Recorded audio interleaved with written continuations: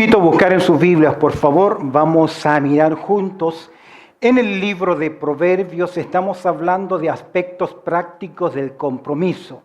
Y vamos a considerar en el día de hoy la segunda parte de los propósitos de Dios en las pruebas. Y cuál debe ser nuestra actitud frente a ella. Es interesante mirar en el libro de Proverbios, allá en el capítulo 25, lo que dice el versículo 4. Libro de Proverbios en el capítulo 25, verso 4 de la palabra del Señor. Vamos a leerlo todos juntos, lo tenemos ahí en pantalla también. Dice lo siguiente: quita las escorias de la plata y saldrá alhaja al fundidor. De esta forma, el escritor sagrado nos enseña una verdad histórica. El artesano va a la tierra, a la mina, extrae el mineral, extrae la plata. La plata viene en bruto, viene con sedimento, viene con escoria, viene con mucha basura. Y el artesano, después de sacar, tiene que trabajar con esa plata. La tiene que pasar por el fuego, purificarla, con la finalidad también de poder hacer de ella algo precioso. Dice el proverbio: alhaja al fundidor. Una alhaja, una joya, es para exhibir. En otras palabras, el propósito de Dios es trabajar en tu vida y quitar de ti todo aquello sedimento que no sirve. Ahora, ¿cuál debe ser entonces nuestra actitud en frente a las pruebas? Decíamos que hay propósitos generales que Dios tiene en las pruebas, las dificultades, las crisis. Toda crisis, todo problema, Dios lo torna en una prueba. Y la prueba tiene ¿qué finalidad? Probar algo. Cuando tú pasas por dificultades, independientemente de las que sean, puede ser defunción, puede ser enfermedad, puede ser pérdida, fracaso financiero, fracasos matrimoniales, tantas cosas que puedan ocurrir, siempre el propósito general de Dios será un propósito pedagógico. Dios nos quiere enseñar dos cosas: que te conozcas a ti mismo y que conozcas a Dios en medio de las pruebas. No simplemente son pedagógicas, sino que también son prácticas, porque la prueba tiene la finalidad de desarrollar nuestras vidas espirituales. Quien no pasa por crisis, quien no pasa por dificultades, no se desarrolla, no crece. No sé si usted ha visto alguna vez a un artesano trabajar con el hierro, con el metal. Para trabajar, para hacer una espada, tiene que ponerla al rojo vivo, martillarla y luego llevarla ¿qué? A los extremos del calor, la lleva al agua fría y produce ese contraste para poder templar el material. De igual forma tienen un propósito las pruebas pedagógicas, tienen un propósito práctico, pero escúcheme bien, tienen también un propósito purificador. Dios está quitando las escorias de mi vida. Pero no simplemente hay propósitos generales. Quiero que ahora usted se observe en sus pruebas, en sus crisis, en lo que usted está enfrentando, en lo que yo estoy enfrentando, porque si bien es cierto en forma general son pedagógicas, son prácticas, son purificadoras, Dios también está trabajando en forma especial en nuestras vidas, porque Él tiene un propósito ¿qué? Específico en usted, en mi vida. Cuando Dios me lleva al horno, cuando Dios me lleva al fuego, cuando Dios me lleva a estas situaciones, es porque Dios está interesado en algo en mi vida y en su vida. ¿Cuáles son esos propósitos? Vimos dos en el estudio anterior. Vimos en primer lugar que Dios quiere evidenciar cuál es la calidad de mi fe. Porque a veces nuestra fe es sentimental, es emocional, pasional. Y frente a cualquier crisis disparamos como cuando yo ejerzo presión sobre la pepa o la semilla de una sandía. Me encanta y he sido malo. Yo recuerdo una vez, tomé una semilla de aceituna. ¿Cómo le llama usted? El cuesco. Y la puse aquí en mi mano abajo, apuntando la cara de mi hermana. Presiono. Y mire usted la certeza que me dio, se la metí en su nariz. Queridos, nosotros a veces en las crisis se prueba nuestra fe y saltamos. Es por eso que para que sometida a prueba, 1 de Pedro capítulo 1, verso 7, para que sometida a prueba vuestra fe, Mira cómo es nuestra fe. Mucho más preciosa que el oro, el cual aunque perecedero se prueba con fuego, sea hallada en alabanza, gloria, honra cuando se manifieste Jesucristo. Tú pasas por pruebas. Pasarás por crisis porque Dios quiere evidenciar el tipo, la pureza de fe que usted tiene. ¿Es sincera? ¿Es firme? ¿Es dependiente en el Señor o solamente es emocional? Déjame decirte algo, que esa prueba Dios la permite y al final, dice Santiago capítulo 1, verso 12, recibirá corona de vida. Cuando usted resiste esa prueba, a la altura de Dios, porque estamos viendo cómo respondemos a ella. Y si tú estás pasando por crisis, Dios está desarrollando y evidenciando tu fe. Pero en segundo lugar, podemos observar que el propósito de Dios específico de las pruebas, y puede que sea tu caso, Dios está purificando, Dios está determinando la calidad de fe, o en el caso tuyo, Dios te está desarrollando esa capacidad para que usted pueda también confortar. He descubierto, hermanos, escúcheme bien, que a veces Dios permite que yo sufra, que usted sufra por otros. ¿Cómo es eso? Dios permite que pases por ese laberinto, por ese tiempo duro y difícil, donde tienes que únicamente depender en el Señor. Y en esa crisis Dios quiere mostrarte el consuelo y el cuidado. Y lo que sencillamente está haciendo es capacitarte a ti para ser de bendición. ¿En quién? En otros. No podemos buscar y decir, Señor, ¿por qué yo estoy en crisis? Porque no va a encontrar la respuesta. Porque a lo mejor yo he sufrido para ser de bendición. ¿En quién? En su vida. Mira lo que dice el apóstol Pablo, el cual nos consuela, confía en Dios, en todas nuestras tribulaciones. Es decir, Dios está ahí para socorrer, consolar. ¿Qué es consolar? La palabra consolar significa alguien que viene a nuestro lado para fortalecernos, para animarnos, para ayudarnos. Y ese es Dios en su vida, el cual nos consuela en todas nuestras tribulaciones. ¿Y qué viene después? ¿Qué dice el texto? Para. ¿Qué es un para? Siempre un para es un propósito. ¿Para qué? Podamos también nosotros consolar a los que están en cualquier tribulación por medio de la consolación con que nosotros somos consolados por Dios. Hay gente que pasa por pruebas y no lo puede superar. Y necesita la ayuda ¿de quién? De alguien. Pero tal vez tú pasaste esa prueba y Dios te consoló. Y Dios lo permitió para desarrollar ¿qué cosa? Capacidad en tu vida de poder consolar a otros que no lo van a poder hacer. Usted sabe que nuestra mirada debe estar ¿en quién? Salmo 121, alzaré mis ojos a los montes, ¿de dónde viene mi socorro? Mi socorro viene ¿de quién? De lo alto, viene de Dios. Pero a veces hay personas que necesitan no simplemente mirar a lo alto, sobre lo alto a Dios. A veces necesitan ¿a quién? Personas, muletas, para poder desplazarse y movilizarse. Y a veces Dios permite esas crisis en nuestras vidas. Mira, en tercer lugar, Dios permite pruebas y dificultades porque Dios quiere destronar nuestro orgullo. Quitar de ese lugar nuestro orgullo. Mira lo que dice el apóstol Pablo en 2 Corintios capítulo 12, verso 7. En la experiencia del apóstol Pablo, destronar es quitar a alguien de su trono, de su dominio. Y aquí tiene que ver con mi orgullo, mi soberbia.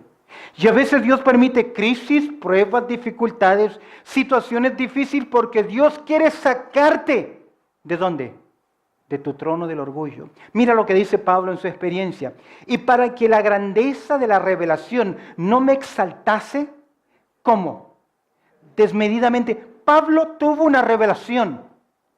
Es el único a la luz de las Escrituras que el Señor le permitió ver cosas que a los hombres no les es permitido mirar. ¿Qué vio Pablo? Tuvo una experiencia en la presencia de Dios, el tercer cielo en el paraíso, del cual Dios no le permitió hablar, pero cuando uno tiene una experiencia tan grande, es muy posible que entre, ¿qué cosa? El orgullo en nosotros. Y el Señor me eligió a mí. y no a ustedes. Y Pablo dice, y para que la grandeza de la revelación no me exaltase desmedidamente, me fue dado un aguijón en mi carne, un mensajero de Satanás que me abofetee para que no me enaltezca sobremanera. Muchas veces nuestro corazón quiere llevarse la gloria que le corresponde ¿a quién? A Dios. Y yo sé, y yo hago, yo entiendo. ¿Te has fijado que hay personas que no les puedes explicar las cosas? ¿Porque no te dejan? ¿Por qué? Porque ya lo saben. Y yo sé. Ahora, Dios espera y quiere utilizar siempre a un hombre y una mujer que tengan un corazón que humilde. Es interesante. Muchas veces el ministerio no es, escúcheme bien y lo he repetido antes, ministerio no es lo que yo hago para el Señor, porque a veces lo puedo hacer por motivos de orgullo. Que me escuchen, que me oigan, que digan que bien me sirvió. Y aún podemos dar algo, esperando ¿qué cosa? Esa gratificación. Y aún yo lo veo en mi propio corazón. A veces hago la pregunta a los hermanos, y hermano, ¿qué le pareció hoy la enseñanza? Casi yo estoy obligando a esa persona a qué. ¿A que me diga qué? Ah, pastor, lo hizo bien. ¿Y el peligro del corazón? No a nosotros, oh Jehová, la gloria, sino a tu nombre. Es por eso que ministerio no es lo que yo hago para Él, es lo que Dios hace a través de mi vida. Me encanta 2 Corintios capítulo 4, verso 7. Dice Pablo, pero tenemos este tesoro, ¿en dónde? En vasos de barro. Creo que el tesoro no solamente es la riqueza de la gracia, sino que el tesoro es tener la oportunidad del ministerio. Y esa riqueza del ministerio, la oportunidad de servir a Dios en esta tierra, descansa ¿en dónde? En cacharros, en vasos de barro, de greda. ¿Para qué? ¿Con qué fin? Mira lo que dice el texto. Para que la excelencia del poder sea ¿de quién? De Dios y no de nosotros. Y a veces tenemos conferencia, gran predicador invitado y con títulos tan grandes, y ese predicador para ser invitado cobra su precio. Y predica 20, 25 minutos y cobra su precio, su buen precio. Y la gente viene a oír a ese predicador tan famoso. ¿De quién es la gloria? ¿Pertenece a quién? Ahora, ¿qué pasa cuando recibimos nosotros reconocimiento? Este proverbio me encanta. El crisol, ¿qué hace? Prueba la plata y la hornaza al oro. Son medios probativos de probar el valor, la riqueza, la pureza. Y mira, y al hombre, la boca del que lo alaba. ¿Cómo respondo yo cuando hago un servicio cristiano y la gente viene y me dice, wow, qué bien que lo hiciste? ¿Cómo responde mi corazón? ¿Cómo responde mi vida? ¿Cómo me siento? ¿Sabes qué? El corazón es engañoso. Les contaba, el año pasado el Señor me permitió hacer un viaje, me invitó a la Facultad de Teología a una conferencia bíblica y unas clases en el seminario. Era esta vez la cuarta vez que la Facultad de Teología, nivel universitario, tenía esta conferencia. La primera vez ellos habían invitado a un predicador de renombre, Samuel Pérez Millo. La segunda vez invitaron a otro predicador de renombre, Evis Luis Carballosa. La tercera vez invitaron nuevamente a Samuel Pérez Millo y la cuarta vez me invitaron a mí, junto con predicadores de renombre. ¿Y sabes que yo luché en mi corazón? Porque uno puede decir, creo que soy qué, bueno, y no darle qué cosa, la gloria al Señor. El crisol que hace, prueba la plata, la hornaza al oro y al hombre ¿quién? La boca del que lo alaba. Es interesante, es por eso que Vemos en el libro de Proverbios 16, 18 que antes del quebrantamiento y de la soberbia, antes del quebrantamiento es la soberbia y antes de la caída, la altivez de espíritu. Es irónico, pero la soberbia, pocas veces nos damos cuenta que la tenemos. Aunque para todos los demás sea ¿qué? Notoria. ¿Te has fijado? Esa persona arrogante y soberbia, ese que siempre es yo y mío y yo, no se da cuenta que tiene esa soberbia, pero todos los que están a nuestro lado, ¿qué? Lo saben. ¿Sabe qué sería bueno? Pregúntenos acerca de usted. Que en sinceridad le digamos, yo creo que sí, eres una persona que humilde o arrogante. ¿Qué dijo Juan el Bautista?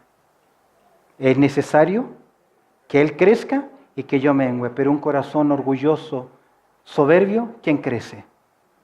Hace años atrás, cuando yo era alumno, el que formaba mi vida, un fundador de iglesia, con un carácter tremendo, tan fuerte de carácter que él podía parar una locomotora. Los chilenos tenemos un dicho que dice, hay que pararle el carro, no sé si lo utiliza en su país. Significa, a él no había quien le parara el carro por su soberbia. No era malo el hombre, pero era firme y casi se notaba esa arrogancia. Y él me decía, Andrés, tu mente debe dominar tu cuerpo. Esa es la formación que debes tener, tu mente dominar un cuerpo. Hasta que un día se pone frente a nosotros y nos dice ese grupo de jóvenes que trabajábamos con él en fundación de iglesia. Muchachos, tengo que decirle algo. He caído en fornicación con mi novia. La pregunta es, ¿dónde está aquel que con tanta firmeza me decía que tu mente gobierna tu cuerpo? Es por eso que Pablo dice que el que piensa estar firme, mire que no caiga. Y a veces la prueba tiene ese propósito. Doblar, ¿qué cosa? Mi arrogancia, mi soberbia, mi orgullo. ¿Qué dice Pablo? Dios ha permitido que un aguijón en mi carne para que no se suban demasiado, ¿qué? Mis humos. Otro propósito, hemos visto entonces algunos propósitos generales específicos de las pruebas, probar nuestra fe, la calidad de nuestra fe, desarrollar la capacidad de confortar a otros, destronar, ¿qué cosa? Mi orgullo, nuestro orgullo, y a veces creo también, y presta atención, disciplinar nuestras vidas. Dios permite esa prueba, esa crisis. Aún incluyo esa enfermedad como medio de ¿qué? De disciplina en nuestras vidas. Usted conoce muy bien Hebreos capítulo 12, verso 6, dice lo siguiente, porque el Señor al que ama, ¿qué hace con él? Disciplina. Y azota a todo aquel que tiene por hijo. Claramente dice que si Dios me disciplina es porque está interesado en mi vida. Verso 7, si soportáis la disciplina, Dios os trata ¿qué? Como hijos, porque ¿qué hijo es aquel a quien el Padre ¿qué? No disciplina? ¿Por qué muchas veces Dios permite entonces momentos difíciles en mi vida? ¿Crisis, pruebas? ¿Incluye enfermedades?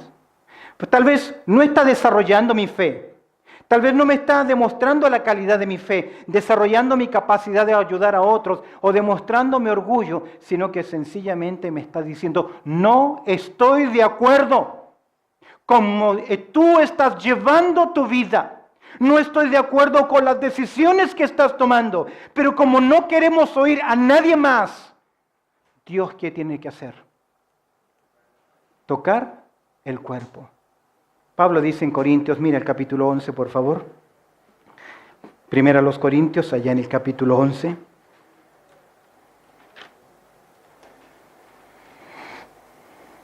Dice el verso 30 lo siguiente.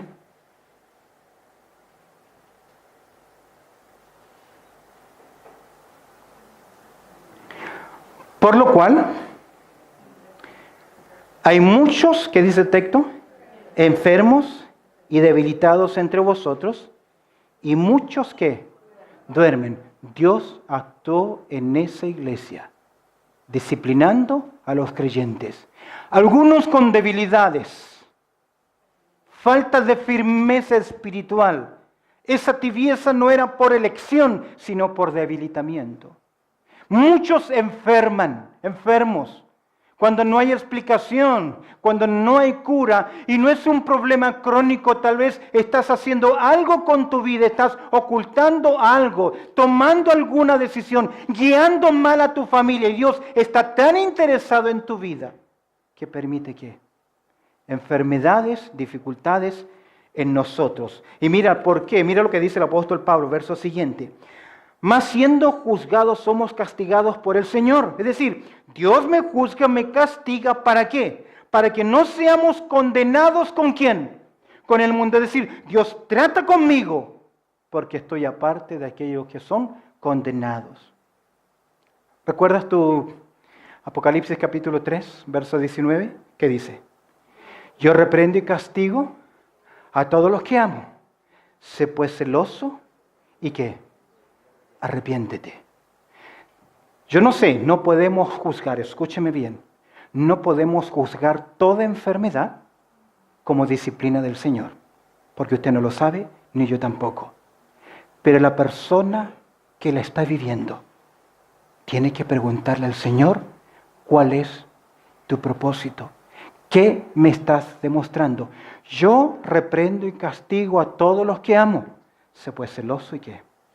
Arrepiéntete. Recuerdo casi esta conversación con un amigo en mi país, en Chile, que lo conocí en mis años de juventud. Tuve la oportunidad de hablarle del Señor. Creció con nosotros, pero por muchos años se apartó y vivió una vida muy desordenada, pero conocía muy bien la Biblia. Y cuando comencé yo a visitarlo nuevamente, le dije, hey, ten cuidado, porque Dios es un Dios de amor, pero también ¿qué es? Fuego consumidor. Él se rió y me dijo, yo no creo eso. 2 semanas después, Dios se lo llevó al cielo. De un accidente donde no debía haber muerto. 4 eran los que iban en ese carro. Y el único que murió fue él, sin tener oportunidad de llegar a emergencias. Hay algunos débiles, otros enfermos y algunos que duermen. Recuerdo hace años atrás escuché una conferencia, se llamaba La disciplina en la iglesia local. Y el predicador contaba, que conozco al predicador, contaba la historia de un joven muy comprometido en su iglesia, que amaba al Señor, muy fiel. Dios le dio una linda compañera y toda esa iglesia pensaba que en algún momento él sería un pastor importante dentro de la obra por su gran compromiso con el Señor. Se casó, estudió Biblia con su esposa, sirvieron al Señor en la iglesia y era un pastor de jóvenes muy entregado al Señor. Y la oración diaria de este muchacho era, Señor, nunca permitas que algo haga en mi vida que deshonre tu nombre. Quiero honrar tu nombre siempre.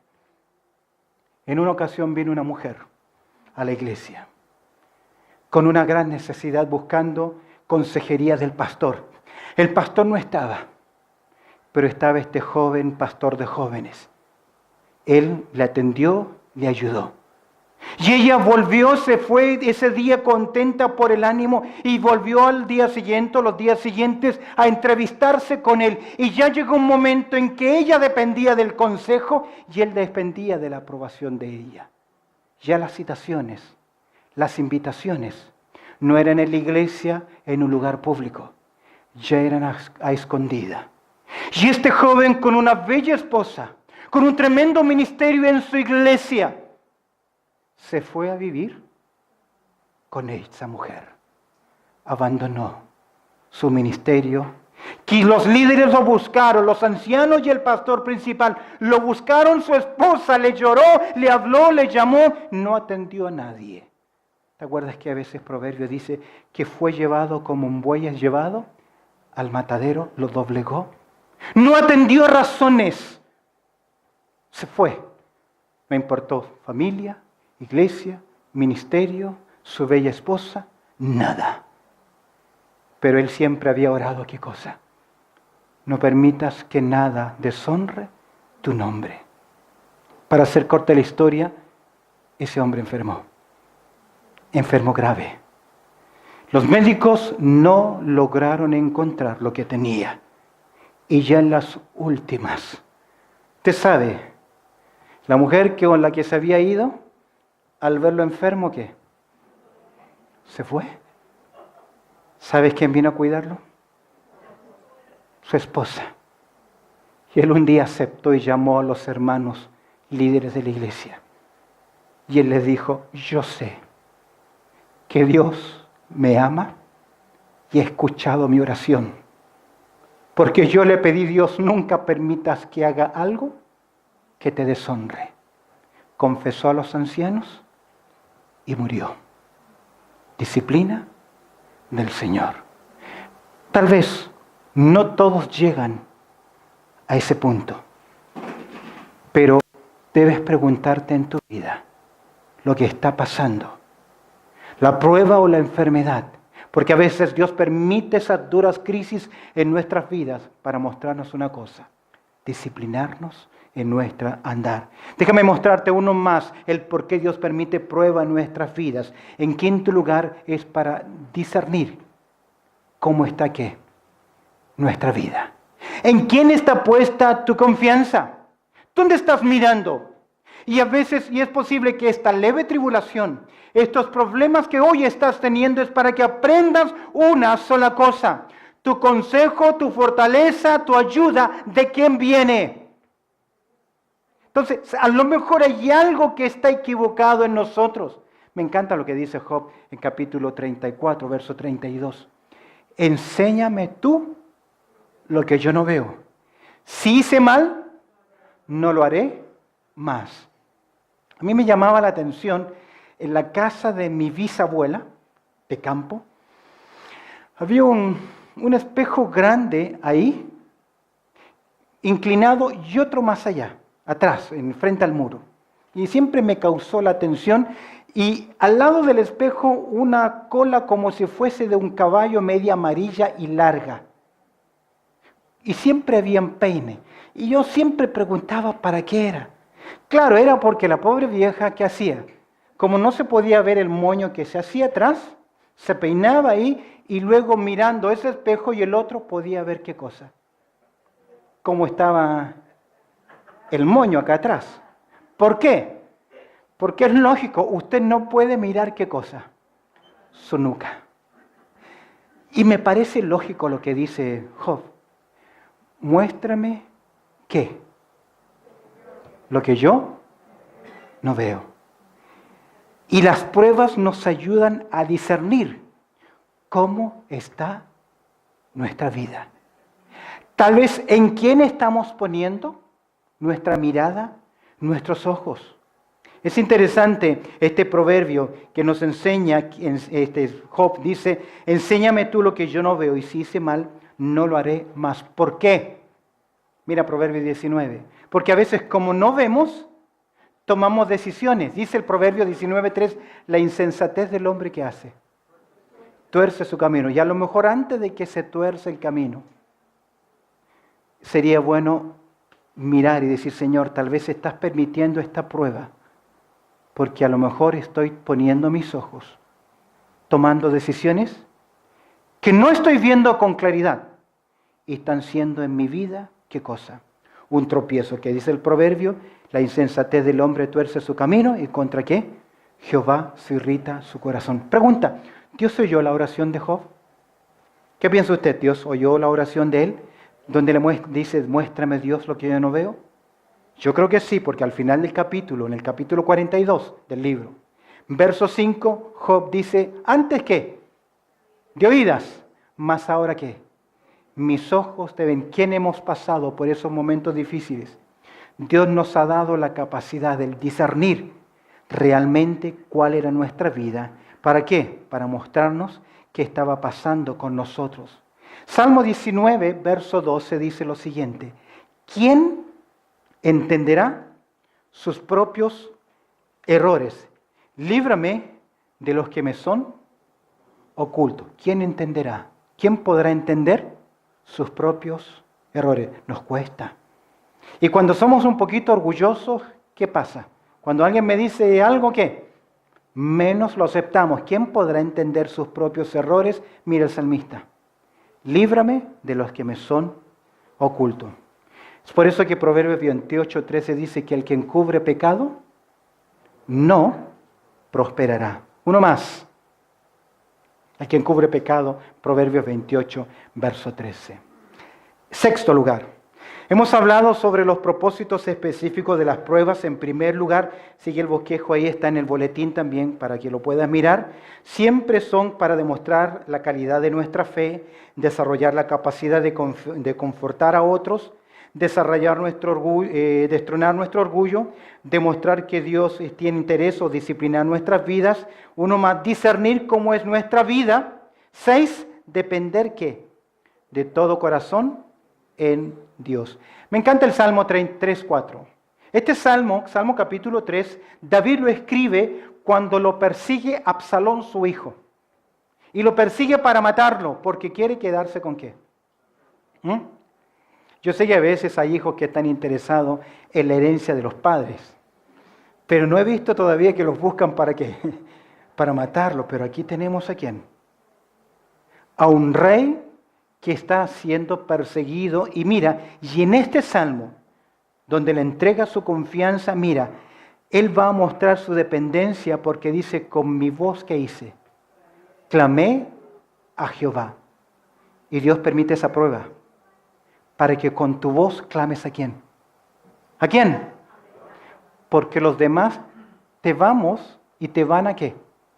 A fallar. Entonces me permite Dios pruebas en mi vida para depender de todo corazón en Dios. Con mi voz clamé a Jehová. Y mira qué interesante, ¿qué dice el texto? Y Él me oyó y Él me respondió desde su monte santo. Dios permite esos momentos difíciles en mi vida para que yo descanse y dependa solamente en Él, que dice Proverbios 3, verso 5.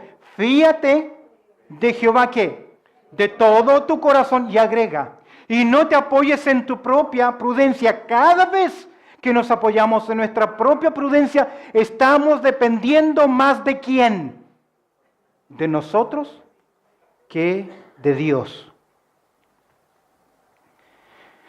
A veces venimos y tenemos problemas. Yo voy a mostrarte algo interesante. Primera de Pedro 5:7 dice, echando nuestras ansiedades sobre Él, porque Él tiene cuidado de vosotros. Nosotros oramos por problemas, por salud. A veces cuando leemos el boletín de oración parece una consulta médica. Por mis ojos, por mi vista, por mis riñones, por mi pierna, ¿te has fijado? Y no está mal, debemos orar por eso. Pero el principio es, 1 de Pedro 5:7, es que yo debo tomar esa crisis y dejarla ¿dónde?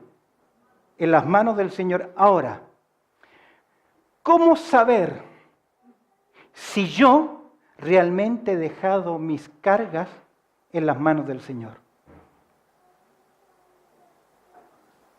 Porque a veces como que se las pasamos mientras estamos orando. ¿Y luego qué? Las volvemos a llevar. Entre paréntesis, esta semana comenzó en su boletín El progreso del peregrino. Un lindo libro para que lo podamos leer nuevamente. Ahí está en el boletín. Léalo. Es un esfuerzo de secretaría para que usted pueda leer ese lindo libro. Ahora, a veces estamos cargando ¿qué? Y en vez de dejárselas al Señor. ¿Sabe cómo saber que nos llevamos la carga? Cuando usted le ora y pide, por favor, oren por mí, y usted sigue haciendo las mismas cosas a su manera.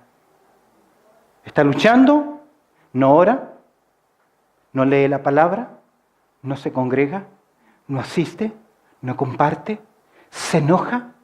Por un lado está entregándole la carga, pero ni bien termina de orar, la sigue ¿qué? Llevando, porque está haciendo con su vida lo que usted quiere. Hace años atrás estaba en Palabra de Vida y nos contaba la historia, un misionero que hacía ministerio en África. Él iba en su camioneta de un punto a otro, no sé si de regreso o de ida, y a lo lejos vio a un africano, un anciano, caminando apenas con un saco de ramas o algo cargado sobre sus hombros. Apenas el hombre podía caminar con los años, con el calor y esa tremenda carga que tenía sobre sus hombros o en su espalda. El misionero se detuvo y le dijo al anciano que lo podía llevar. El nativo, el africano, no quería mucho hacerlo. Finalmente se subió a la camioneta, una camioneta grande atrás. Y el misionero se sentó y siguió adelante. Y cuando miró por el retrovisor, vio que el nativo estaba parado en la camioneta atrás con la carga arriba sobre sus hombros. ¿No somos a veces iguales con el Señor? Porque Él nos promete, pero luego seguimos haciendo ¿qué? Lo que nosotros queremos. Terminemos. ¿Por qué Dios permite pruebas en nuestras vidas? En último lugar, a veces es sencillamente para captar nuestra atención, para que dedicar nuestra atención solamente a ¿quién? A Él. Dice el Salmo 25, a ti, oh Jehová, levantaré mi alma. Dios mío, en ti confío, no sea yo avergonzado, no se alegren de mí mis enemigos. Sencillamente es para que usted ponga sus ojos en ¿quién? Cantábamos, fija tus ojos en Cristo, tan llenos de gracia y amor, y lo terrenal sin valor será a la luz del glorioso Señor. Una vez más. Fija tus ojos en Cristo, tan llenos de gracia y amor, y lo terrenal sin valor será a la luz del glorioso Señor. A lo mejor la prueba que estás enfrentando solamente es para que usted ponga sus ojos en ¿quién? Únicamente en el Señor. Amén. ¿Por qué propósito permite Dios pruebas en nuestras vidas? En primer lugar, para determinar la calidad de mi fe, para desarrollar la capacidad de confortar a otros, tal vez destronar nuestro orgullo o disciplinar nuestras vidas, o para que aprenda a discernir cosas en mi vida, para que aprenda a depender de todo corazón en Dios y para sencillamente dedicar mi mirada solamente en ¿quién? En Dios. Ahora, yo no sé qué estás pasando, pero Dios tiene ¿qué cosa? Un propósito. Es por eso que Santiago nos dice, si alguno está falto de sabiduría, pídala a Dios. En otras palabras, pregunta a Dios, Señor, ¿por qué estoy pasando este problema? ¿Cuál es tu propósito? Usted tiene dos opciones, maldecir a Dios o ¿qué? Bendecir a Dios. Usted decide, pero un verdadero creyente sabe que todas las cosas que ocurren, ¿para qué? Para bien a los que le aman. Amén. Yo no sé dónde está su vida, dónde está su corazón.